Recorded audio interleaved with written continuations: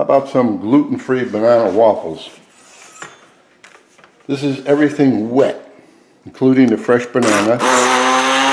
So if you have a blender, just put that in the blender. If not, use the speed stick like this. Okay, make that smooth. And here is everything dry. Just mix that up good.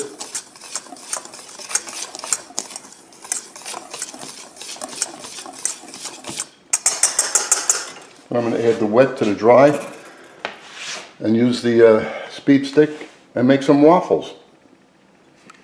Well, now that everything is set, I'm going to spray this with a little Pam spray.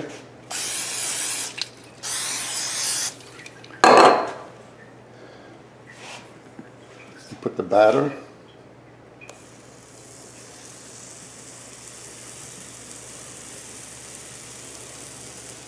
I'm getting much better at the amount that I put in because we want to make sure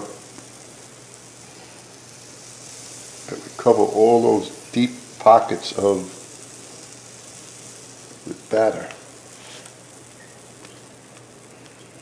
Now this should take, if you don't have a timer, this one has a timer. If you don't,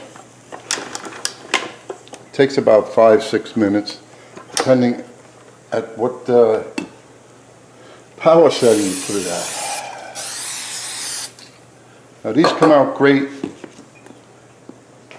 the next morning. You put pieces in a toaster. You don't even have to use the oven to heat it up. But you know you can't use the microwave because the microwave makes everything soggy.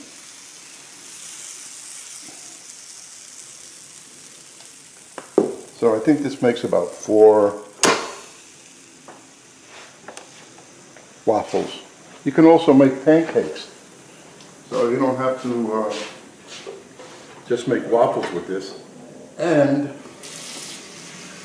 like I'm playing with different flours.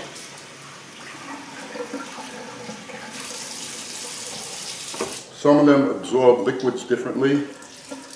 So I just can't take one of my recipes and substitute other flours in there and think that it's gonna work. And I use both fresh banana in here and banana flavor. Well, you don't have to use the banana flavor. I did it because I want heavy banana flavor. You can use vanilla. So we'll wait and then we'll see how these come out. Okay. The beeper went on, so I'm ready to take it out. Listen to this. Nice and crispy. Now you take these. I'm making all of the mix. Take the mix and put it in the freezer. Or if you're using it the next day, put it in the refrigerator. And when I want a waffle, just take it out of the freezer, pop it in the toaster. It heats up perfect, stays nice and crispy on the outside. And this was the second one I put in. Leave it there for a couple of more minutes. And there you have yourself beautiful waffles. And then, since I didn't put sugar into the mix because I don't want it that sweet, but I did put applesauce. But if you want, you can always just put a little, make it look pretty, put some powdered sugar.